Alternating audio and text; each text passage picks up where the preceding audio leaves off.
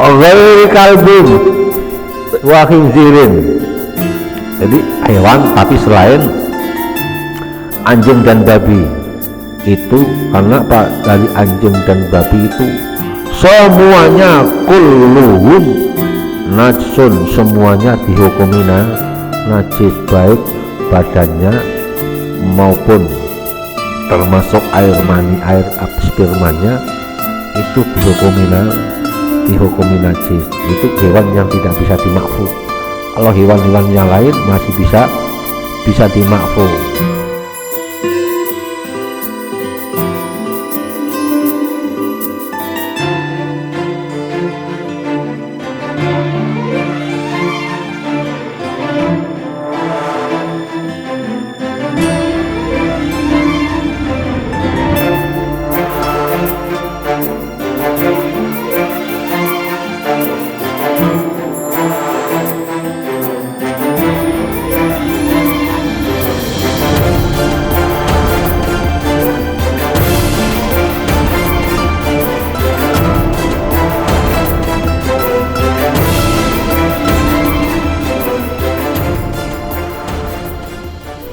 Assalamualaikum warahmatullahi wabarakatuh.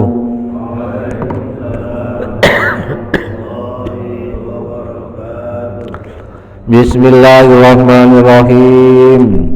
Alhamdulillahirabbil alamin. Wa bihi nasta'inu ala umuri dunya waddin. Wassalatu wassalamu ala sayyidina wa maulana Muhammadin khatamil anbiya'i wal mursalin wa ala alihi wa sahbihi ajmain. Qalu subhanaka la ilma lana illa ma 'allamtana innaka antal alimul hakim. Rabbi shrah li sadri wa yassir li amri wahlul 'uqdatam min lisani yafqahu qawli, amma ba'd. Hadirin jamaah talim Masjid Al-Ikhlas Perumahan Grial Bakwangi 1 Sepatan Timur, Tangerang, Banten, yang senantiasa dimuliakan Allah Subhanahu wa taala. Syukur alhamdulillah kita masih diberikan sehat walafiat, panjang umur, bisa hadir kembali di masjid di subuh ini dalam rangka kita melaksanakan kewajiban kita sholat berjamaah, sekaligus kita ikut dalam lingkaran taklim ini. Semoga kehadiran kita di masjid ini bagian daripada syukur kita kepada Allah, sehingga Allah berkenan melimpahkan nikmat-nikmatnya yang lain kepada kita semua. Amin ya rabbal alamin. Salawat salam semoga tercurahkan pada baginda Nabi Agung Nabi Muhammad sallallahu alaihi wasallam dengan ucapan Allahumma sholli ala sayyidina Muhammad wa ala ali sayyidina Muhammad.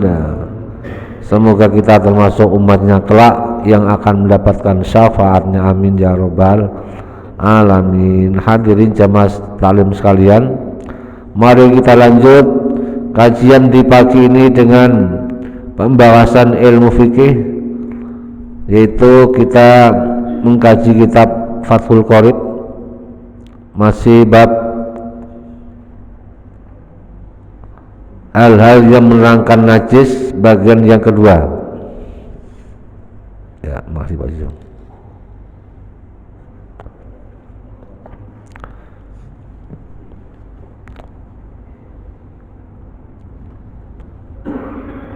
Bismillahirrahmanirrahim. Qalal muallifu rahimahullahu ta'ala wa nafa'ana bihi wa bi ulumihi wa bi barakatihi fid dharaini amin. Thumma dzakaral musannifu dhabitan lin najsi al khariji minal qubuli wat duburi biqaulihi. Sebelumnya, penjelasan sebelumnya yaitu mengenai tentang najis. Najis itu kemarin apa? Kullu ainin harrama tanawuluha alal itlaqi. Setiap barang yang haram digunakan secara mutlak halal ikhtibari dalam kondisi yang normal. Kemudian tapi itu semua ada beberapa hal yang dikecualikan. Kemudian summa dzakara, kemudian menyebutkan al-musannifu musannaf berarti yang mengarang kitab ini, yang mengarang kitab Fathul Qorib itu Syekh Muhammad bin Qasim Al-Ghazi. Muhammad bin Qasim Al-Ghazi, ya, ini beliau adalah seorang ulama besar. Al-Ghazi itu dari kata Gaza, jadi ulama Gaza Palestina.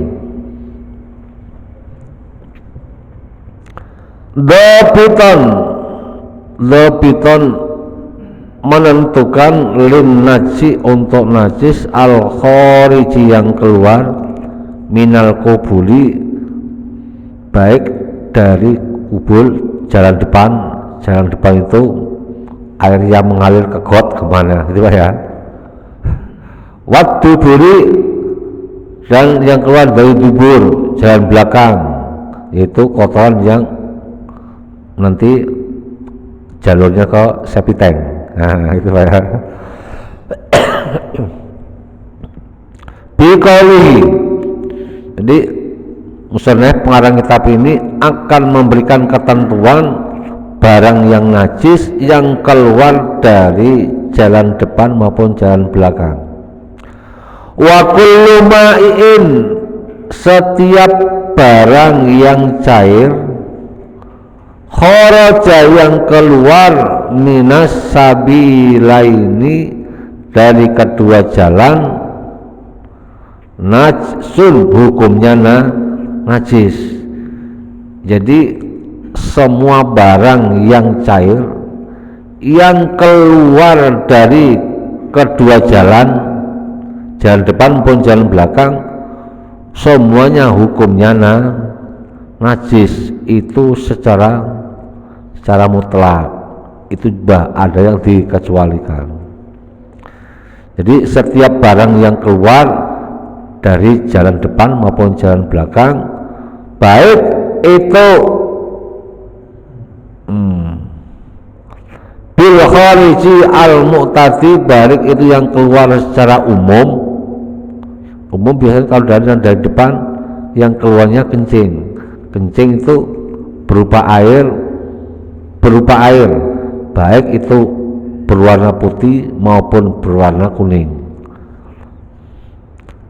hukumnya najis. Kal bauli, seperti tinja, kotoran. Kal bauli seperti kencing, wal ghaiti, dan kotoran. Itu yang umum. Nah, yang keluar dari dari kedua jalan itu.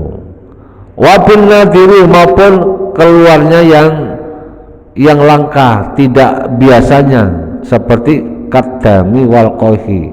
Jadi sekali lagi, apapun yang keluar dari kedua jalan itu hukumnya najis. Kalau itu najis berarti harus dihilangkan, harus dibersihkan, harus dijauhi, apalagi ketika kita akan mengerjakan sholat.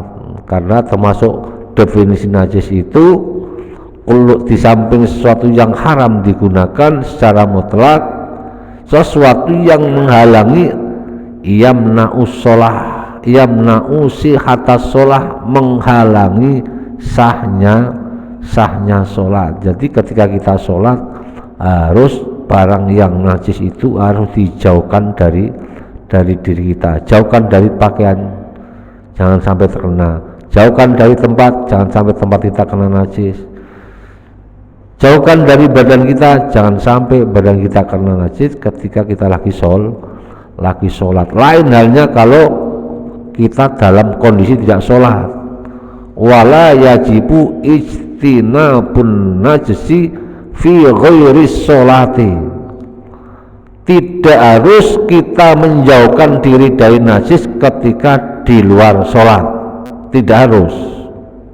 Contoh umpamanya ibu-ibu atau bapak-bapak yang punya balita, yang punya anak kecil, atau kita yang kerjanya di tempat-tempat yang tidak bisa terpisah dari najis. Habis ngomong anak kecil kena kencing, ya kena kencing, dan najisnya bukan najis mukhafafa lagi. Badan kita kena najis, baju kita kena najis, apa kita harus langsung ganti baju saat itu? Tidak harus. Tar ganti baju, kencingin lagi, lagi, ya. Kapan gantinya? Jauhkan dari najis ketika kita nanti mau mengerjakan sholat, baik sholat di rumah maupun sholat di masjid.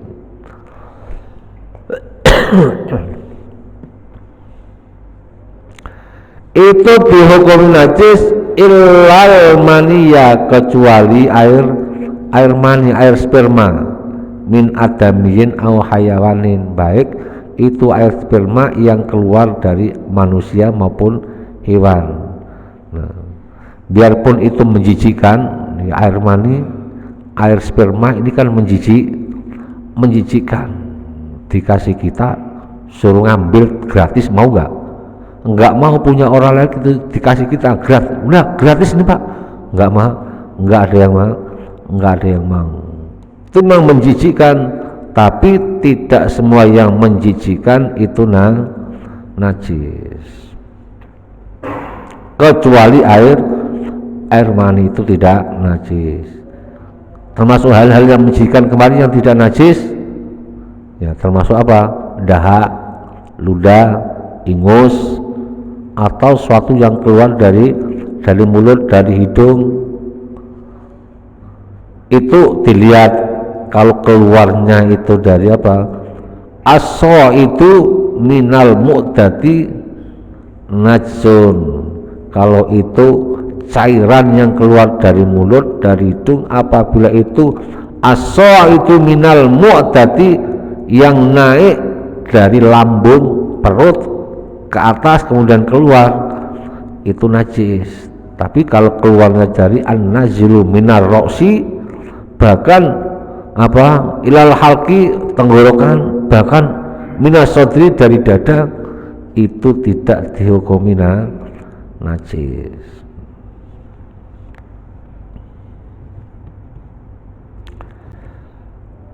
Ghairi kalbin wa khinzirin, jadi hewan tapi selain anjing dan babi. Itu karena Pak, dari anjing dan babi itu semuanya kulluhum najsun, semuanya dihukumi najis, baik badannya maupun termasuk air mani, air spermanya, itu dihukumi najis. Itu hewan yang tidak bisa dimakfu.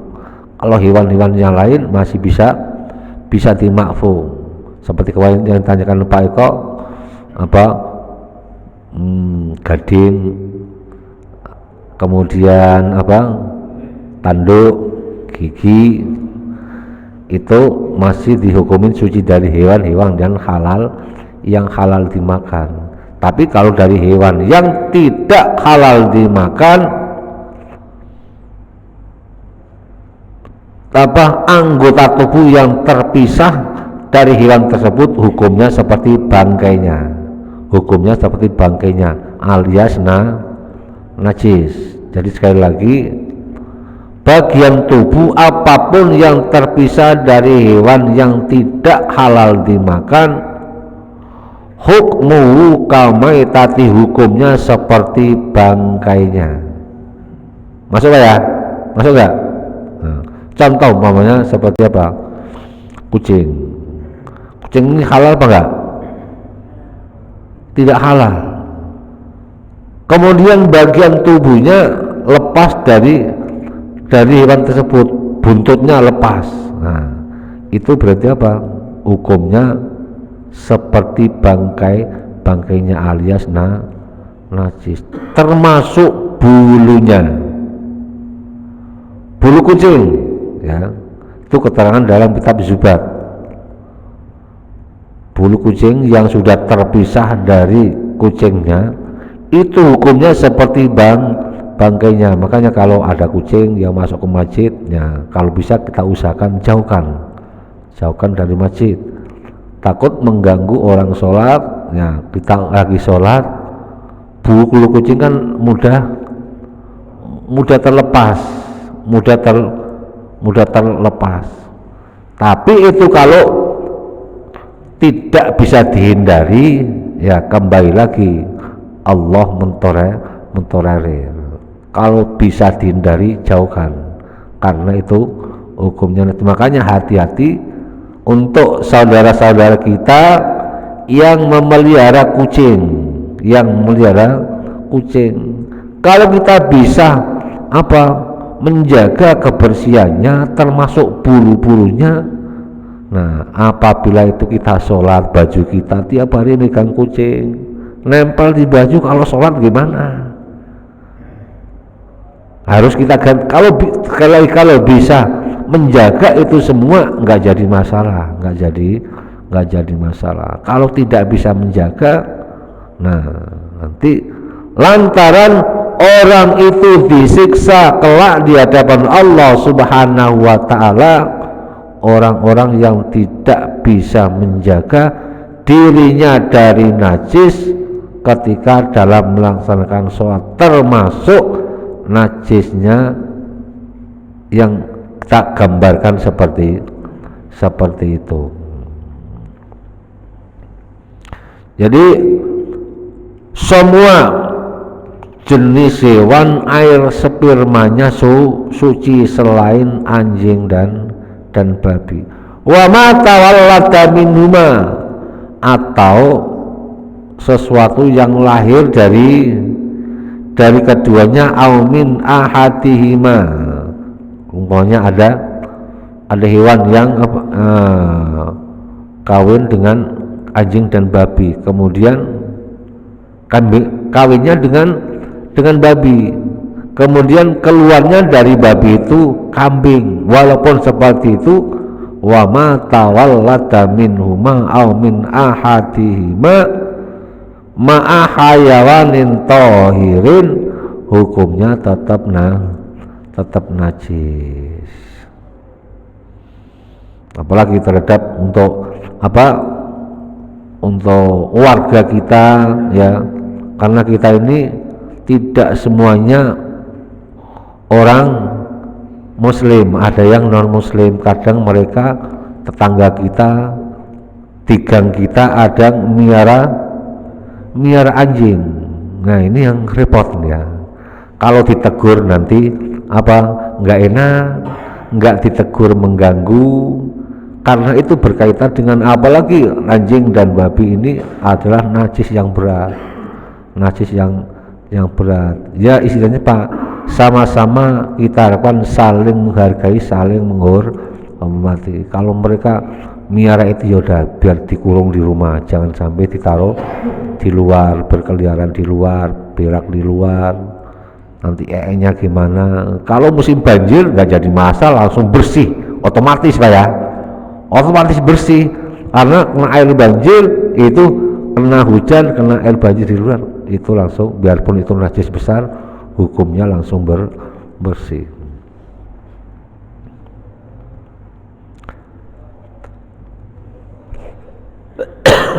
Wa kharaja, dan kecuali bima'in, dengan barang yang cair. Ada barang yang tidak cair, atudu, seperti cacing. walaupun itu keluarnya cacing. Nah, kalau cacing mungkin untuk anak-anak kita, anak yang masih kecil ya, sering melihat anak itu ya cacingan, sehingga cacingnya itu benar-benar berupa cacing, bisa diambil. Mungkin kita ingat waktu masih kecil ya, sering cacingan, cacing itu berupa cacing. Walaupun itu berupa cacing, hukumnya apa? Nah, najis. Tapi cacing itu masuk kategori apa? Masuk kategori mutanajis, bisa dibersihkan, bisa disucikan. Tapi termasuk cacing yang berasal dari apa? Dari perut, dari jalan belakang, tentunya menjijikan. Tapi tidak semua atur itu najis. Tidak semuanya cacing itu bisa dikatakan apa? Nah, kembali lagi, kalau itu berasal dari barang yang suci, hukumnya suci. Kemarin penjelasan sebelumnya, umpamanya kita lagi makan buah apel, buah jeruk, buah mangga, kemudian di situ ada ulatnya. Gimana kalau kita makan? Kalau enggak jijik ya enggak jadi masalah. Tapi asal makannya, ada yang mengatakan kalau sengaja dimakan, udah tahu ada ulatnya dimakan, nah, masuk kategori najis. Tapi kalau enggak, makannya tidak sengaja, masuk kategori makfu. Lain halnya kita makan buah, udah tahu itu ada ulatnya dipisahin di mangkok. Nah, pisahin di mangkok. Habis makan buah, ulatnya disendok dimakan sendiri. Nah, itu nggak boleh, nggak boleh. Masuk kategori najis.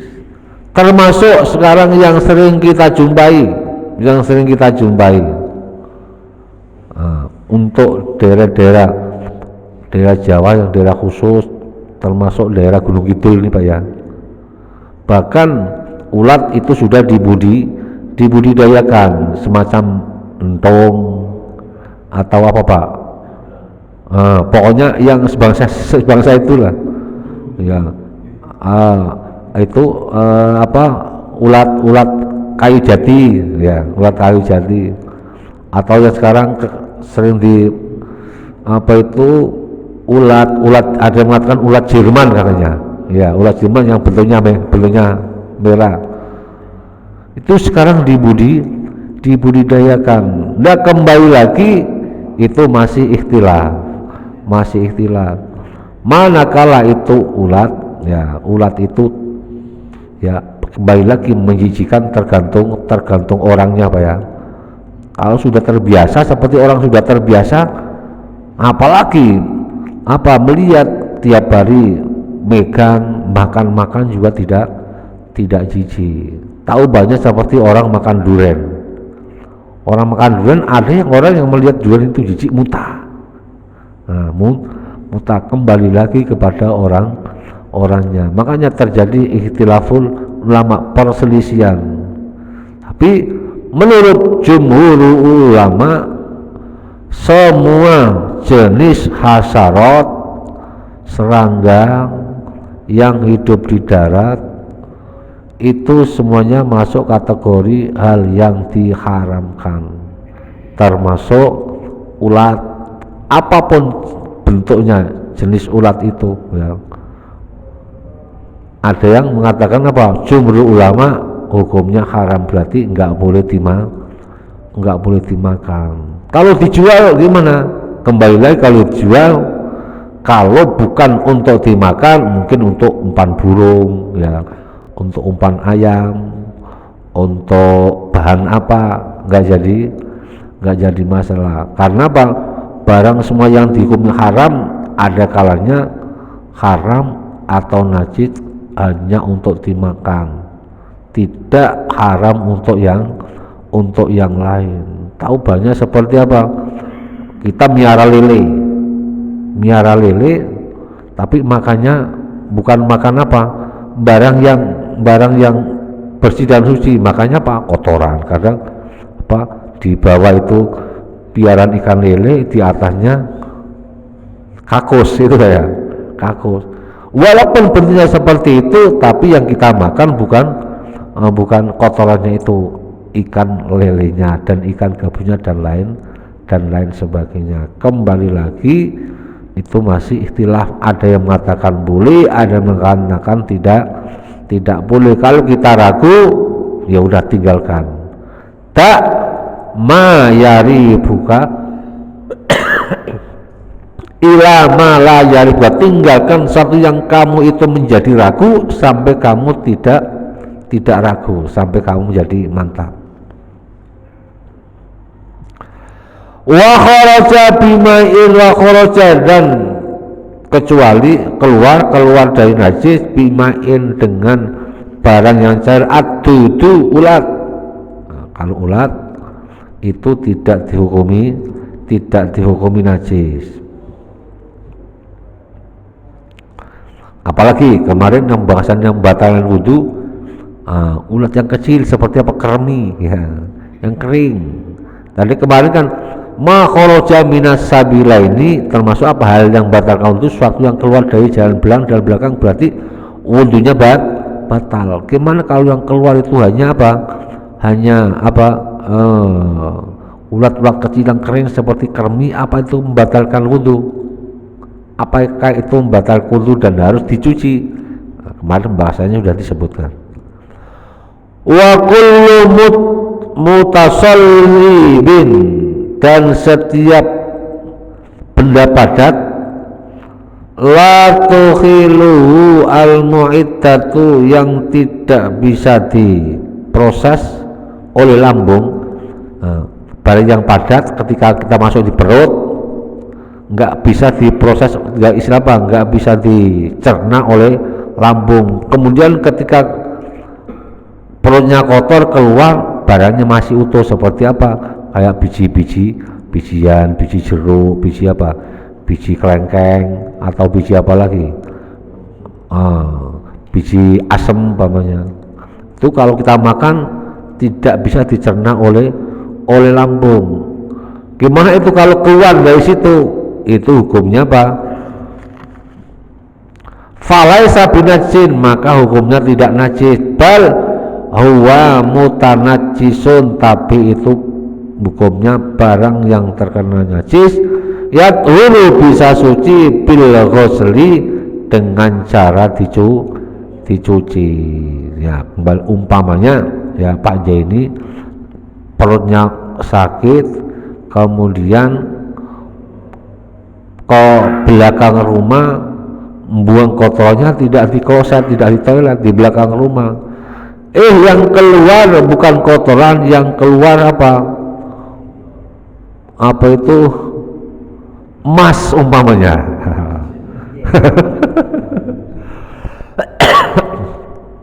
Jadi orang yang keluar bukan kotoran, tapi yang keluar apa, batu emas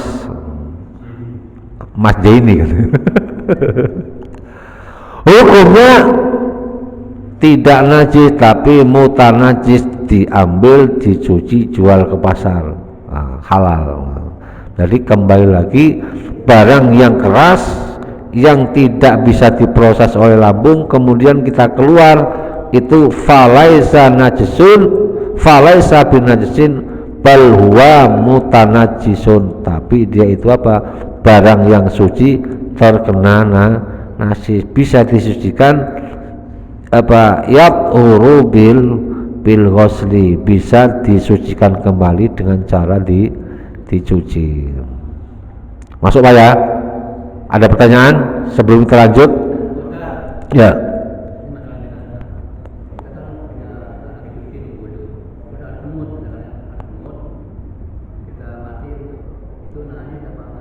Nah, semut, kemudian nyamuk, kemudian apa lagi, yang kecil-kecil nih, laron, kemudian lalat, itu dia hukumnya tetap najis, tapi dimakfu. Kalau sedikit, tapi kalau banyak, ya Kalau banyak tetap hukumnya najis. Tahu banyak umpamanya ini di minuman kita ada lalat 1, semut 1, hukumnya najis, tapi najisnya dimakfu, ditolerir. Tapi kalau semutnya banyak, lauknya banyak, ini penuh ya. Ini kalau kita minum membahayakan enggak? Bahaya dalam kesehatan. Kalau membahayakan dalam kesehatan berarti apa? Tidak bisa ditolerir, harus ditinggalkan. Kalau semut umpamanya hanya kita lagi wudhu mau sholat ada semut, nah, ada semut atau nyamuk boleh dibunuh ketika kita lagi sholat. Tapi kalau itu hanya apa? Nah, kembali lagi itu hukumnya tidak najis. Kalau untuk nyamuk, kemarin nyamuknya tidak najis, tapi nyamuknya membawa darahnya itu ya darah dari darah orang atau darah nyamuk itu sendiri.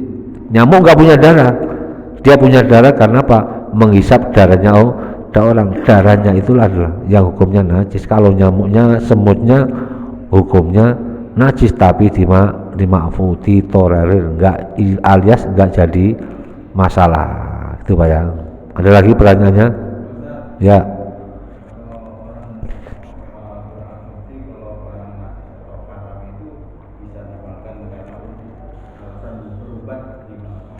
Nah, itu masuk kategori apa? Pernah zaman Nabi sahabat sakit dikasih minum air unta, dikasih minum air unta karena beranggapan hanya itu obat yang ada. Kemudian ada yang mengatakan pula bahwa kencingnya hewan yang halal dimakan, termasuk Imam Malik mengatakan hukumnya suci. Tapi kalau mazhab kita Imam Syafi'i dan jumhur ulama sepakat bahwa semua kotoran dan kencing yang keluar dari hewan maupun manusia hukumnya najis. Kalau najis tidak bisa digunakan, nggak bisa digunakan, dimakan, diminum atau dipakai, tidak boleh. Gimana kalau untuk obat?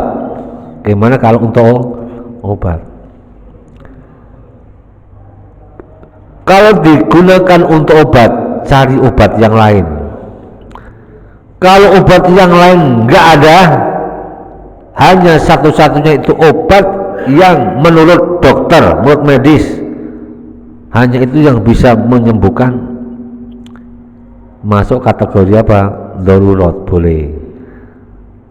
Seperti obatnya seperti apa?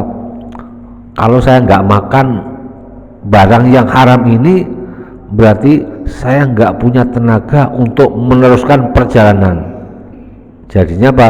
Itu kembali lagi, al amru idza doko ittasa'a, suatu perkara kalau terjadi kesempitan malah justru menjadi kelonggaran. Kalau memang itu satu-satunya obat nggak jadi masalah. Tapi kalau menurut para ulama cari obat yang lain. Kalau obat yang lain nggak ada, masih banyak di apotek, masih banyak, dokter masih banyak, ya kenapa harus minum konsumsi jamu yang hukumnya, obat yang hukumnya haram dan najis? Gitu Pak Eko ya. Ada lagi ya?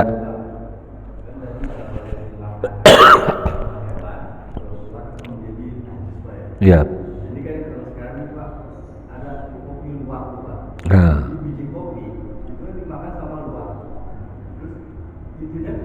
ya.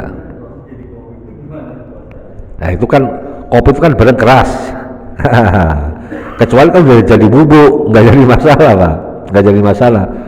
Kopi dimakan luwak kemudian diberakin lagi, nggak jadi. Itu berarti apa? Asal dicuci, jangan nggak dicuci. Tahu banyak dengan apa? Biji kelengkeng, biji kopi keluar dari hewan, keluar dari hewan. Kalau keluar dari hewan itu hukumnya najis. Tapi kalau barang yang keras ini tadi apa? Wa kullu mutasallibin la mukhillatul muiddatu falaisa najsun. Barang yang keras yang lambung tidak bisa memproses kemudian keluar, hukumnya falaisa najsun, hukumnya tidak najis. Bal wa mutanajisun, hukumnya mutanajis. Bagaimana? Yathuru bil ghusli, bisa suci tapi dengan dicuci itu Pak ya. Jadi kopi dimakan luwak ya, nggak tahu itu beneran apa enggak itu ya, namanya kopi luwak. Tapi kalau seperti itu nggak jadi masalah, cuman mampir tempat doang gitu ya. Ada lagi ya?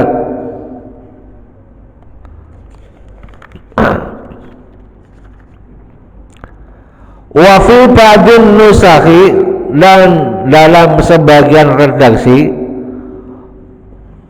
tadi kan wa kullu ma'iin kharaja minas sabilaini, sebagian redaksi wa kullu ma yakhruju, dan setiap barang yang keluar tidak menggunakan fi'il madi tapi menggunakan fi'il mudhari' bilafdil mudhari'i. Wa isqatu ma'in, dan menghapus kalimat ma'in. Jadi ini lebih umum, tidak harus barang yang cair, tapi wa kullu ma yakhruju, sesuatu yang akan keluar dari kedua jalan. Berarti lebih umum, lebih fleksibel. Itu hanya sebuah redaksi aja. Mungkin ini yang dapat kami sampaikan sebelum kita tutup. Alhamdulillah Masjid Al-Ikhlas menerima infak dari Bapak Bambang Kafling sebesar 1 juta rupiah, dan dari hamba Allah sebesar 2 juta rupiah. Kita ucapkan jazakumullah khairan katsira.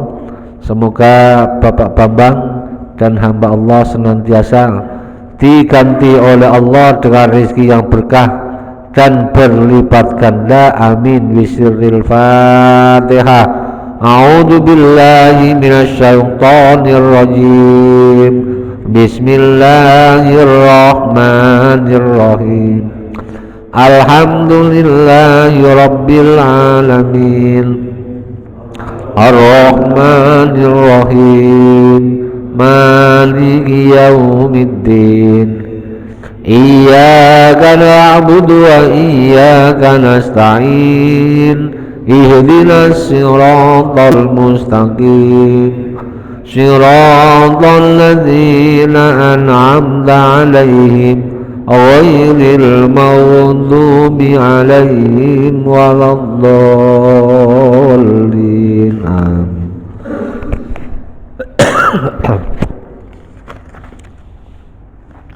Wa ghuslu jami'il abwali wal awrasi wallahu a'lam bishawab. Mungkin ini yang dapat kami sampaikan.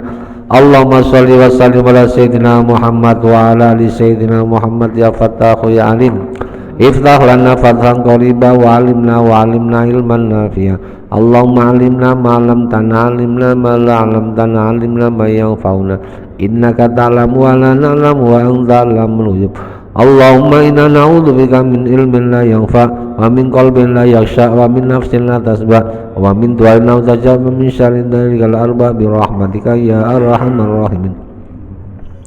Allahumma jalla ulandana wa talamidana wa alim baitina wa man hadara fi anil jama' min alil ilmi wa alil iman wa lil taqwa wa lil ibadah wa lil qur'an wa lil rizqi wa lil du'a wa lil khair wa lan tajalna wa iyyahu min ahli syarri wad dhair innaka ala kulli syai'in qadir. Rabbana atina fid dunya hasanah wa fil akhirati hasanah wa qina adzabannar. Wa sallallahu ala sayyidina Muhammad wa ala alihi wa sahbihi wa sallam. Subhanaka rabbika rabbil izzati amma yasifun wa salamun alal mursalin walhamdulillahi rabbil alamin. Al-Fatihah. A'udzu billahi minasyaitonir rajim. Bismillahirrahmanirrahim.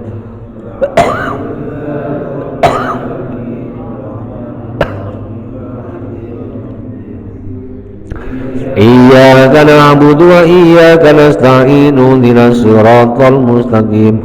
Siratal ladzina an'amta 'alaihim ghairil maghdubi 'alaihim waladdallin. Amin. Kurang lebihnya mohon maaf. Billahi taufiq wal hidayah. Wassalamualaikum warahmatullahi wabarakatuh.